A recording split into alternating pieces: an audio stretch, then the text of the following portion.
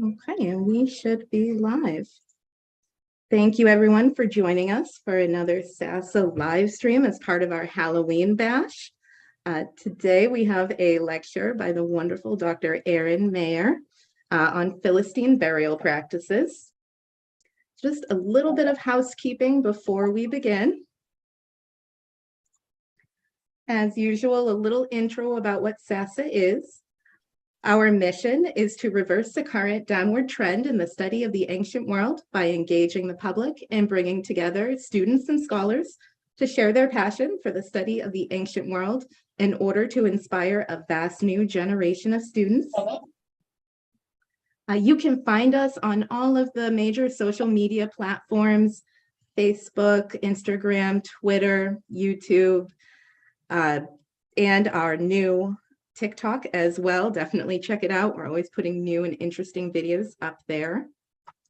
Our live event protocol: please be kind and respectful. Listen and ask thoughtful questions throughout the event. If we have time, we'll get them answered.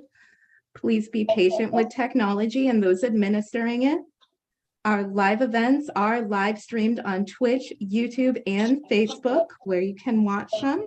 And they are also all recorded and archived, and they'll be posted on all of those above platforms after the event, normally within a few minutes. Closed captions are generated live through Zoom and can be hidden. I'll be turning those on shortly. And lastly, have fun and become a SASA supporter. That is what we're doing with this Halloween bash. Normally we don't push this quite as much, but if you can, we would be eternally grateful. Join the community of SASA supporters through a monthly donation as little as $3. Any amount helps. You get certain perks with that. You can see our supporter brochure on our Halloween bash page, and quarterly updates will be available on the progress we're making with your support. saveancientstudies.org/Halloween bash to find out more. And lastly, thank you for joining us. And now I will turn this over to Dr. Maeir. Okay, now I have to find where it is. Where's my, hold on one second. Take your time. Take your time. Thing disappeared. Oh, here it is. Okay. Okay, so now back to the Zoom. Okay. Hold on, share. And there you go.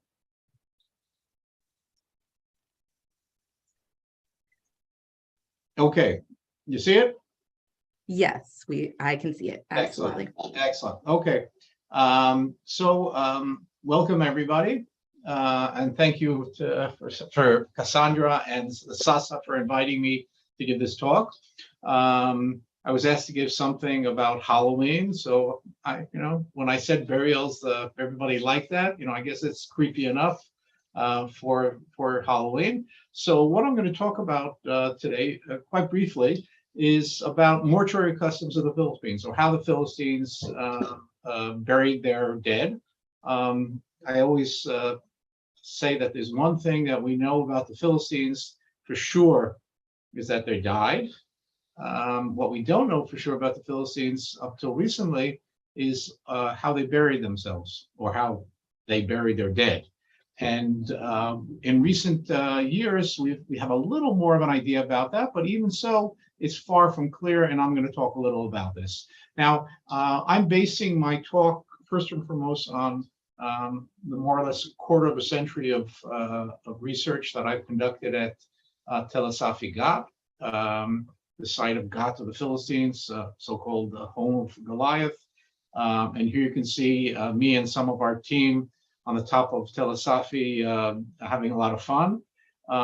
And I'll talk about remains from our site, but also from other sites that are defined as Philistine, and the various issues, problems, questions that arise from this topic. So let's start. Now, first of all, until quite recently, we really had very little evidence of how the Philistines buried themselves. And not only that, is that much of the earlier evidence, which has often turned canonical almost, really is problematic. And I'll speak about some of the examples that in earlier research were identified with the Philistines, and this was seen as the typical Philistine burials, but in fact, there's very, very problematic aspects with these suggestions. And when we look at it, and for sure during the early Iron Age, we really don't know that much about Philistine burial, what it meant to the Philistines, how it interacted with the Philistine and general Southern Levantine society, what we call nowadays sometimes the deathscape. And we really have, I would say, even today, after many, many years, 100 and something years of research on the Philistines, this is one, I would say, one of the facets of the Philistine culture, which really have the smallest amount of knowledge. And another issue that's coming more and more in research nowadays is what is a Philistine and what is Philistine culture? And it's not all that clear as it was in the past. In the past, we all understood that the Philistines were a group of people who came from abroad and captured and invaded Canaan at somewhere around 1200 BCE, and they probably came from Greece, and they brought with them a very, very Aegeanized culture. And nowadays, not that there aren't people within the Philistine culture that brought with them an Aegean influences, but the picture is much more complex. And thus, I always say that the more I study Philistines and Philistia, the more questions I have, basic questions to have. And nowadays, it's not always easy to say what is a Philistine site and what isn't a Philistine site. And I'll talk about this a little more as we go along. Now, one of the canonical types of burials that were identified with the Philistines from a very, very early stage were the so-called anthropoid coffins. That means the human-shaped coffins, which were found at first at Beit Sha'an and very other sites, and then at Deir Balach in the Gaza Strip in southwestern Israel. And various scholars suggested that these were burials of Philistine sea peoples, and the reason why they did it is because supposedly the covers, the face of these coffins was very similar to the depictions of the sea peoples in the famous reliefs of Ramses III in Medina Tabu, where he fights the sea peoples. And this became something that till today, when you open up almost any introductory textbook on the archaeology of this region, this appears. But this, in fact, is very problematic. For one, these anthropoid coffins are not unique to Philistia. They're found in many places in Egypt, and mainly in Egypt and in Nubia. And they appear before the Philistine culture. And there's no reason to directly connect them to the Philistines particular. And there are very few of them actually in Philistia. So, Beit Sha'an is not Philistia. Deir Balach is on the very border of Philistia. There's one until farther south, and it's not the norm. So this is one thing that, despite the fact that it was so popular in the literature, we really have to most probably take this off. And this has nothing to do with the Philistines. It's probably more Egyptians or people with highly Egyptian influenced culture who were living in Canaan sometime in the late part of the late Bronze Age, somewhere before 1200, and they buried their dead in this manner. It probably does not have anything to do with the Philistine. The same thing goes with various sites and tombs that in the past were identified with the Philistines, whether it's Tel Afara South, and in Tel Afara South, you can see one of the anthropoid coffins. This was excavated by Flinders Petrie, and then there's burials that were excavated in Tel Etum, which is on the western side of the Judean hills, and there, because some Philistine pottery was found, they were suggested as Philistine burials, and both now are very, very questionable whether they are in fact connected at all to the Philistines.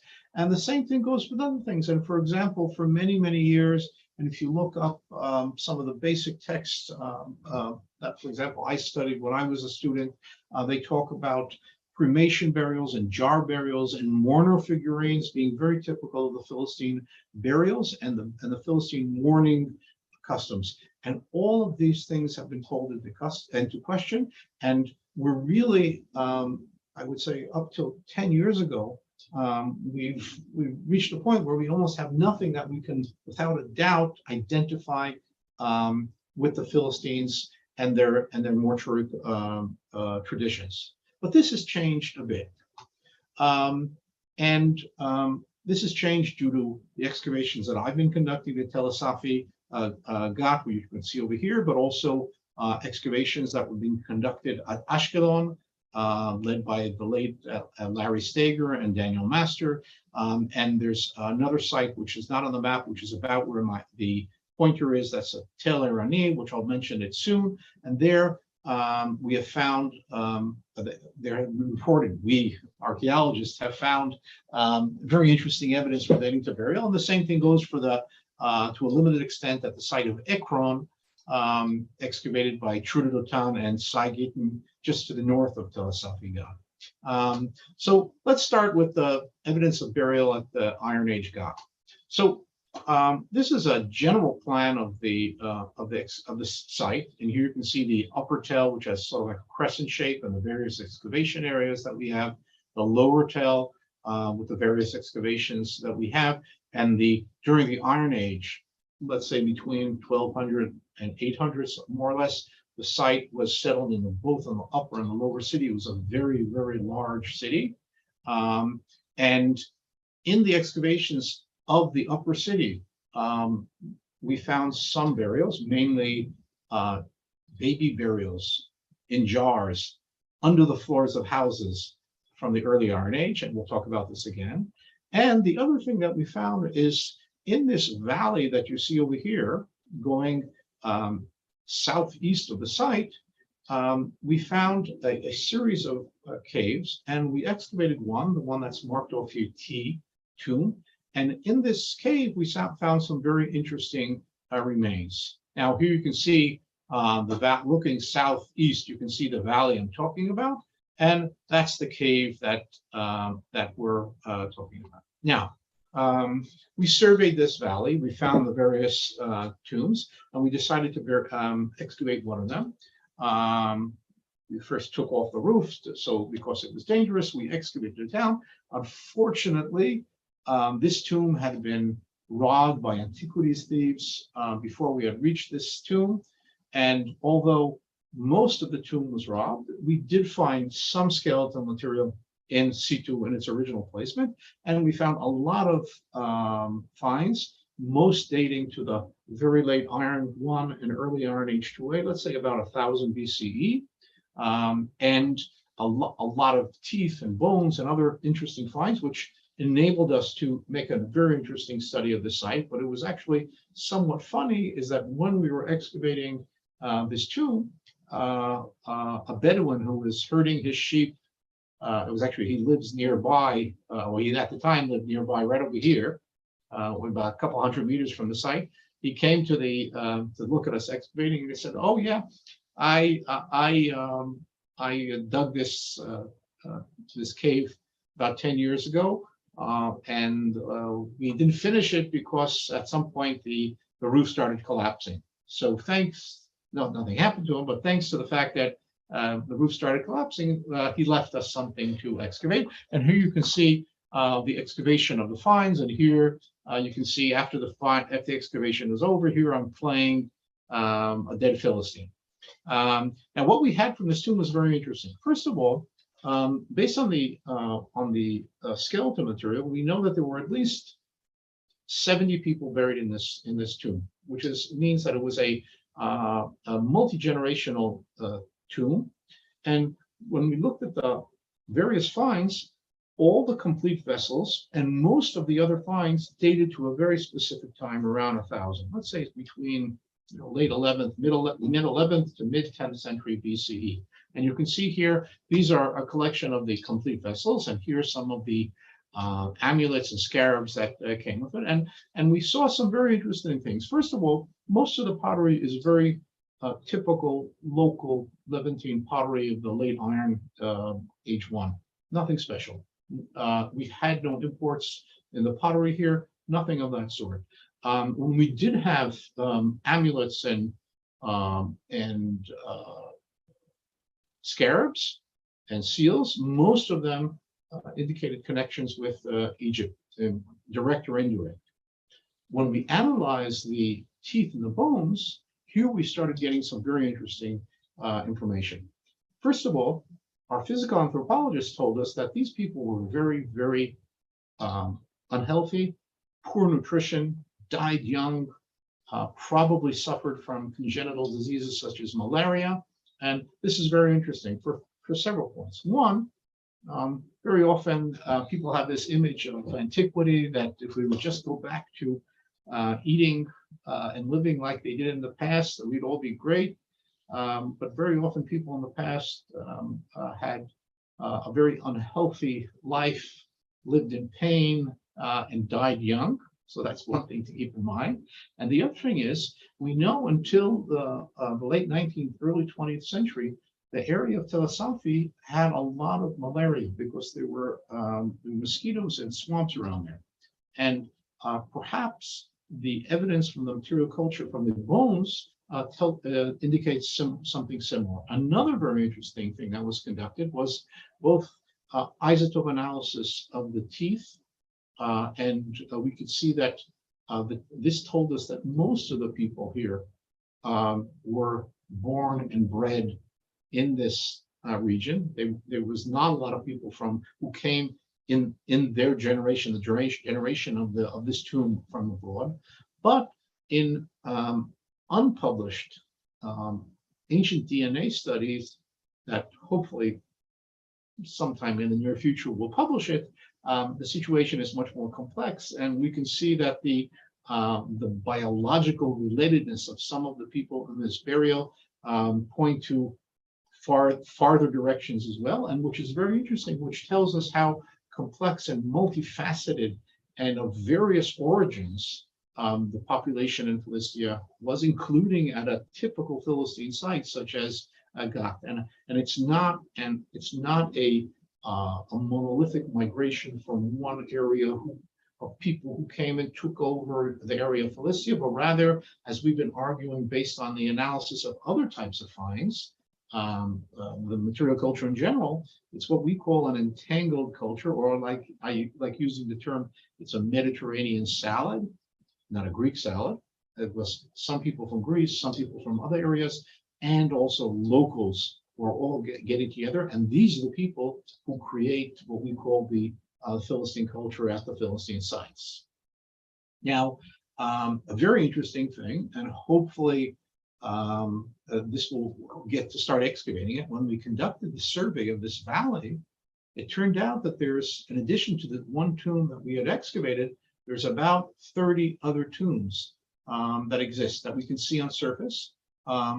In a surface survey of them, we can see that around most of these tombs, there's primarily Iron Age material, meaning that probably these are mostly Iron Age tombs. And in addition to that, when we look careful at the area of the entrance of the tombs, at many of these caves, there's no evidence of sediments that were taken out, which hopefully means that at least some of these tombs were not plundered in the past. And hopefully sometime in the future, we'll be able to go back and excavate some of these tombs. And if so, even if they've been robbed beforehand, you can see, as you saw at the other tomb, we have a lot of information. But if we can find a few that haven't been robbed, this may provide us with some very, very interesting and very, very important evidence about the Philistines, their burial customs, how they related to the burial, who the people are, what this population, their health, their biological relatedness to other groups, et cetera, et cetera. This is something that we're very much looking forward to doing in the future. Another very interesting thing that we found at Tel Asafi, and we know this from Ashkelon, and we know this from Ekron as well, three of the most important Philistine sites that exist, that in the early Iron Age, under the houses that people lived in, there was a custom of burying infants in jars under the floors. Now, this is a very interesting custom for several reasons. First of all, this is a custom that we see in the Levant in various periods. In the Neolithic period, you see some. In the early Bronze ones, they were early Bronze one, again in the Middle Bronze Age in the first half of the second millennium BCE. And then each time it disappears, and here it appears again. And appears at a very specific moment with the appearance of the Philistine culture. And there have been various suggestions to try to interpret this. One of the suggestions is that perhaps this is a custom that comes from the Aegean region, and there are some places in the Aegean where you see this custom. And the other question is, what does this mean? I mean, why are they putting infants in jars, a jar perhaps imitating the womb, and burying them under the floors of a house? This is quite an unusual thing. In our terms today, we would probably feel very uncomfortable with walking around in your house with knowing that there were burials underneath the floor. Perhaps this is an indication that the young children, were not yet social persona outside of their immediate family. So when they died at a young age, they were still buried within the family. All this we don't know, but we're not sure, but this is again a very interesting phenomenon that appears with the beginning of the appearance of the Philistine culture, lasts for maybe a century or so, and then disappears. And just like with the Middle Bronze Age, we have it and then disappears, and the Early Bronze Age and the Neolithic, and it disappears.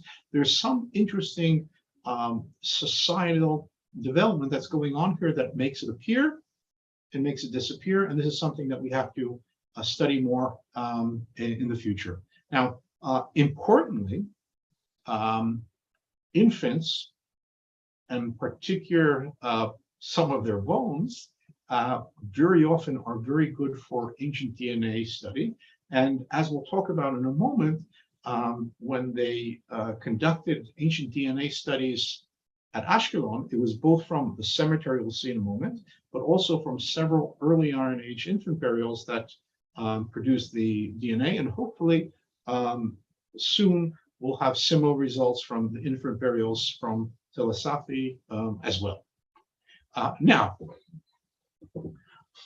about 10 years or so ago, a very interesting find was discovered right outside the city of Ashkelon in the excavations conducted by Lara Steger and Daniel Master. And here you can see Daniel Master and Adam Adja looking at the excavation. They found a burial, a cemetery with, if I remember, several score burials, which date to the very late Iron 1 and the Iron 2A mainly, with a little going on slightly later.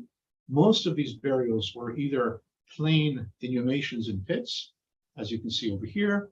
In some cases, they had a more complex structure, either of mud bricks or stone. And in fact, the cemetery at Ashkelon provided us with the first clear evidence of an extensive formal cemetery relating to a Philistine site. We go back to the one at the Gath. We have one, and there's probably more, but so far we haven't excavated them all. So here we have really the first clear cemetery with a clear Philistine material culture from a site, Ashkelon, which is identified as Philistine in numerous ancient sources. So this was a very interesting find. Now, in addition to the very, very extensive material remains that came from here, the ongoing study that's being conducted, an important publication was put out by the Ashkelon team, in which they studied the ancient DNA of some of the people from the burial, from the cemetery, and again some of the baby burials, which I mentioned before. And we'll talk about this in a moment. Not far from there, about 20 kilometers to the south of Gath, and about 20 kilometers to the east of Ashkelon, excavations at Erani, which is right next to the modern city of Kiryat Gath in modern day Israel. And this is a site which years ago was suggested to be Philistine God, and then various people conducted excavations on the site, and it was shown that there isn't substantial Philistine remains, so it couldn't be Philistine God. But nevertheless, at the foot of the Tel, just to the south of the Tel, when they were excavating to widen the road, they found portions of a large early Bronze I mud brick wall, part of the fortifications of the city. It was an important city of Iran. But then they found a cemetery of about 20 simple inhumation burials. That means pits in which people were placed. And this provided some very, very interesting data, which we'll go on and talk about in a moment. Now, at Ashkelon, here you have examples of several of these very, very interesting infant burials that were found at various sites in the courtyard, in the houses. You can see here where they're placed, and these are the various burials that you can see. And this is a fascinating, but if you want, talking about something appropriate for Halloween, having a dead baby under your floor, this is really something to think about. But this is something, as I mentioned, it appears at different times in different cultures, and it appears at several of the early Philistine sites, and it's something to understand why they were doing this. And here we can see the Ashkelon tomb being excavated. And if you wanted a picture that's appropriate for Halloween, so look at this fellow here. And you can see the various pit burials. In this case, it's a burial that's in sort of a mud brick structure or Kurkar stone structure. Here's a skeleton, and next to it, some of the burial offerings. And here's a group of finds from the Ashkelon excavations, which show nicely that one, it dates to the late Iron I and mainly the Iron IIA. And very interestingly, it includes a nice assortment of imported vessels from Cyprus and Phoenicia. And so you have here evidence of the ongoing connections. And also very interesting is, as far as the burial modes, a lot of what is going on here is reminiscent of Phoenician burial customs.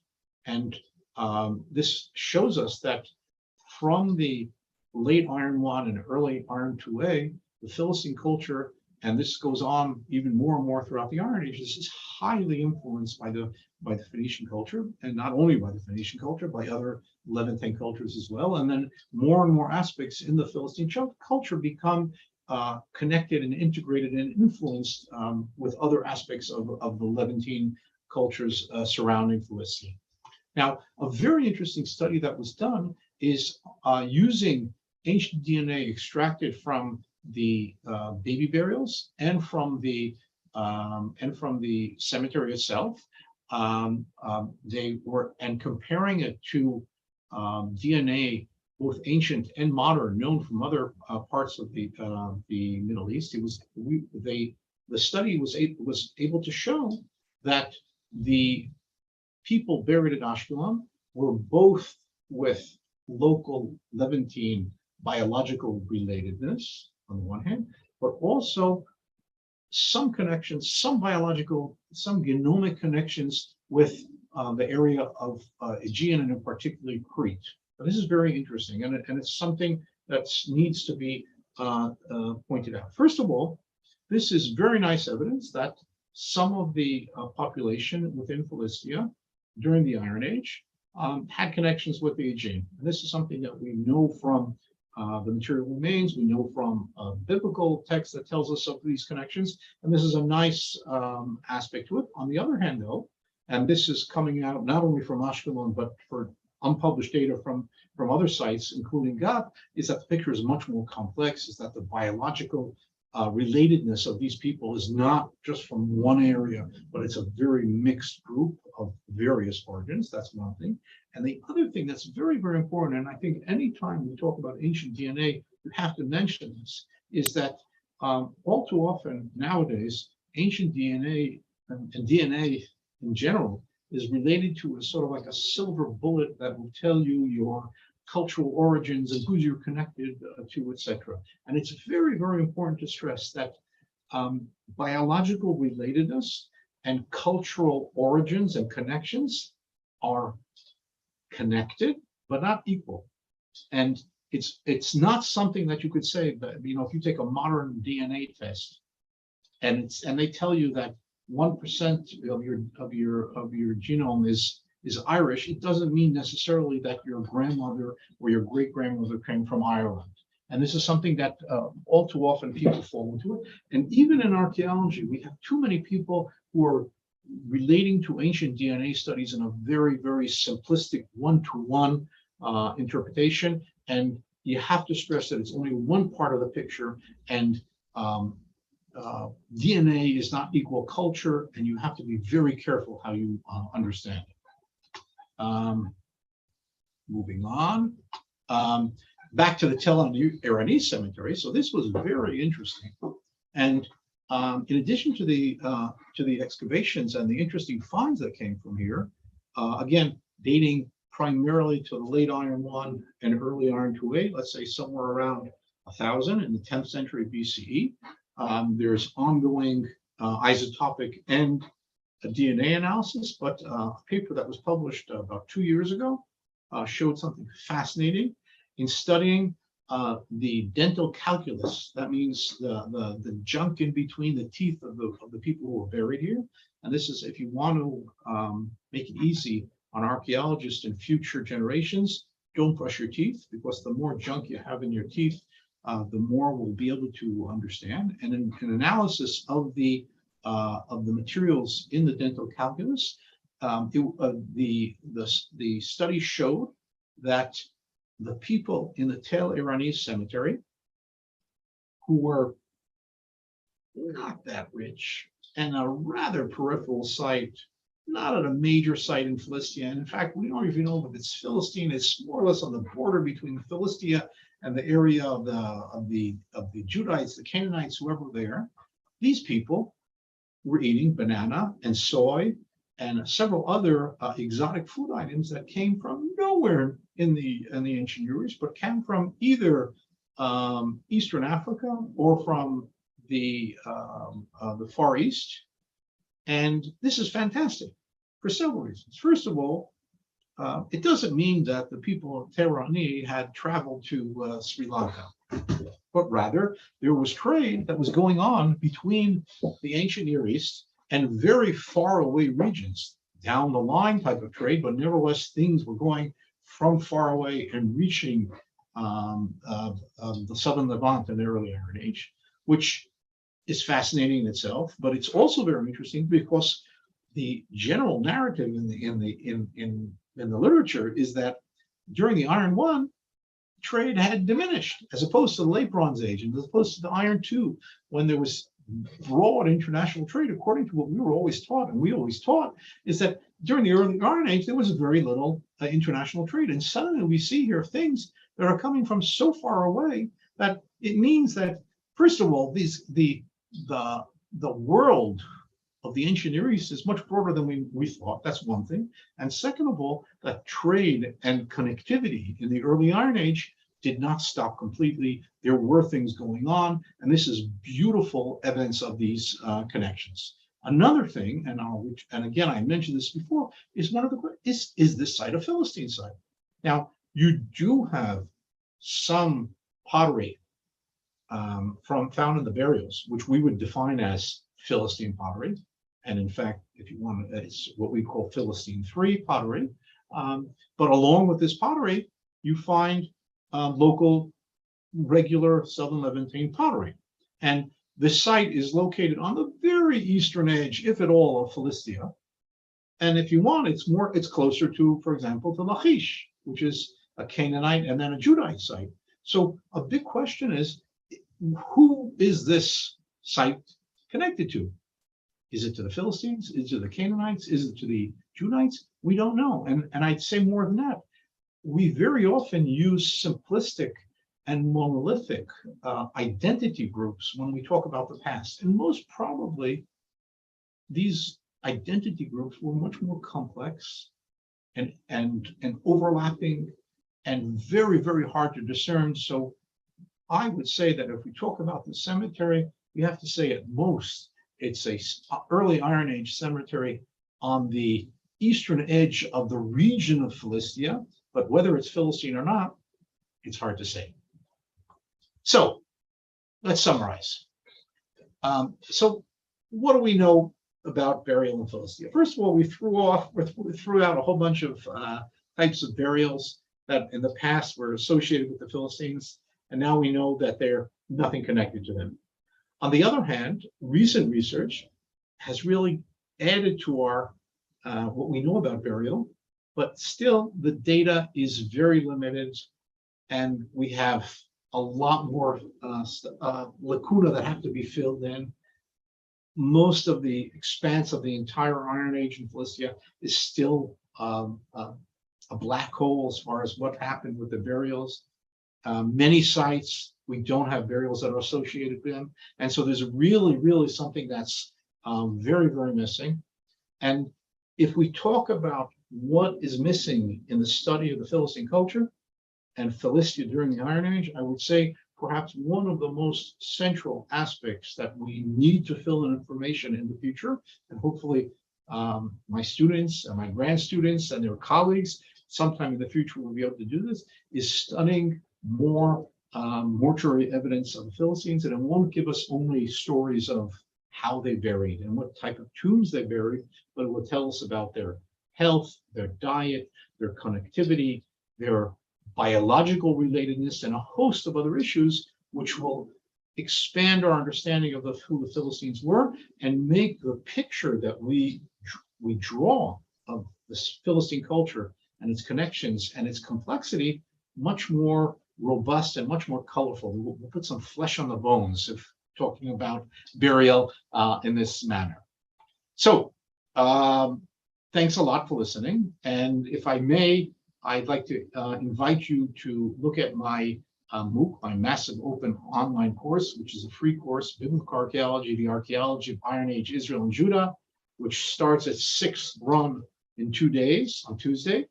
That's also the election in Israel. So if you are in Israel and you're sick and tired of what's happening in the politics, start the course. And it's online on the edX platform, and it's a lot of fun. So hope you take it, and thank you very much. Well, thank you so much for that presentation. It was excellent, and I know I learned a lot. Did have a couple questions come in the chat, and I think we have time if you have time to answer them. Sure, absolutely. Okay, well, they're both so far from Edith Goldman on YouTube. Everyone else, feel free to put your questions in as well. We have a bit more time. First, Edith asked, do you know Barry Gitlin? She was a student of his. Do I know Barry Gitlin? Yes, I know Barry Gitlin. Yes. Okay. Fantastic. Okay. Well, she also asks if you can say anything about the Bronze Age collapse in particular. Okay. Well, first of all, the Bronze Age collapse has been recently an excellent book by Eric Klein, who's in his 2nd edition. He talks about the Bronze Age collapse. And Eric, by the way, has several videos about this topic, which I think like 2 million people have watched. So if you want to learn about the Bronze Age collapse, Google Eric Klein and you'll see a lot of information. But the Bronze Age collapse, which occurs around 1200 BC, starts before 1200, goes on after 1200, is a very complex and very, very important transformative period in the ancient Near East. And we move from the very international, well-documented period of the Late Bronze Age into a period of 250 years of things falling apart.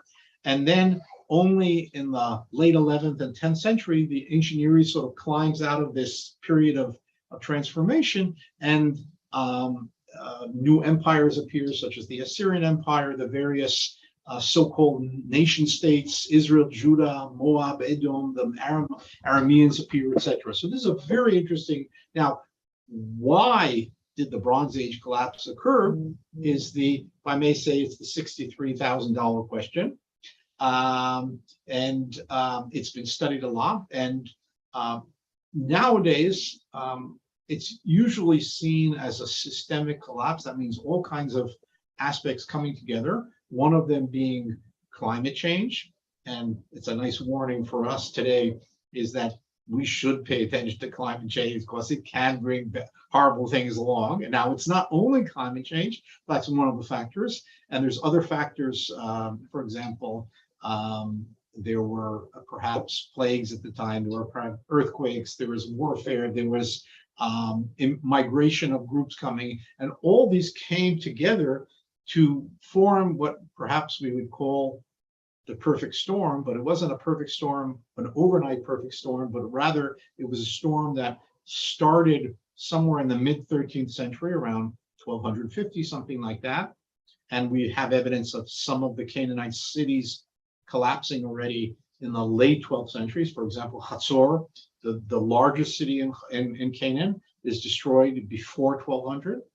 And this goes on throughout the late 13th, 12th, and even into the 11th century. And for example, the latest Canaanite city to be destroyed is Megiddo, and that's destroyed somewhere in the late 11th century. So this is a period of 200 years and more in which things are changing, collapsing, moving, transforming, coalescing into something very, very different. Okay, any other questions? We do. We had one more just come in. So Timberwolf Outdoor Life on YouTube. They ask Dr. Maeir, do you see any similarity or relationship between the burial of infants under the home in the Levant with the similar practice in ancient Mesopotamia? Well, the problem, there is that type of thing on and off in Mesopotamia as well in different periods. The issue is that we don't have any other substantial evidence of direct connections between Mesopotamia and Philistia during the early Iron Age. So it's a little more difficult to look for the connections there, even though I won't say that's impossible. That's something that perhaps maybe in the future we'll be able to see. Okay.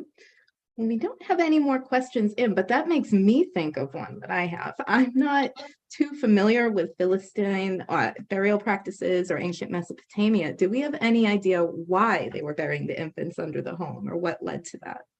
Well, I recently wrote a paper, which was published in Festschrift in honor of Jeffrey Chadwick, came out in 2021, if I'm not mistaken, in which I suggested a reason for the appearance of baby burials in the Middle Bronze Age. And in the Middle Bronze Age, we see this transformation from the non-urban culture of the Intermediate Bronze Age, which is, let's say, between 2500 and 2000, into the very, very urban culture of the Middle Bronze Age from 2000 to about 1500. And I suggested that perhaps the societal change and the pressure that it caused for families made them try to keep their young children with them, and then they buried them underneath the houses in a vessel which was reminiscent of the womb. So again, whether that's actually the case, I don't know. I made that suggestion, and I would assume that whether that explanation or some other explanation is at the basis of why the Philistines start burying their infants like this, and then at some point stop. And there is some ideology and some societal mechanism that's doing this. Oh, that makes a lot of sense. And of course, we can never truly parse out exactly why people were doing what they did thousands of years ago. Let's see. Well, we don't have any more questions in the chat. I do want to thank you again. Do you have anything else you'd like to share with us before we end things and wrap up? Okay, just support SASA. It's an important project. Yes, absolutely it is. So I'll end with thanking everyone for joining us again, including the doctor for this wonderful presentation. Please do check out our upcoming streams for the remainder of the Halloween Bash, including coming up on Monday, so Halloween itself at 1 p.m. We have Ancient Halloween Creatures with Daryl Basson. It's bound to be also enlightening. And what I think will be particularly fun, a murder mystery with Martine Dijpenbroek, called Homer's Story of Bellerophon. That is Tuesday at 1 p.m. And please donate on our Halloween Bash page, saveancientstudies.org/Halloween Bash, to help us continue our work and save ancient studies. And I will end the stream here. Thank you again, everyone.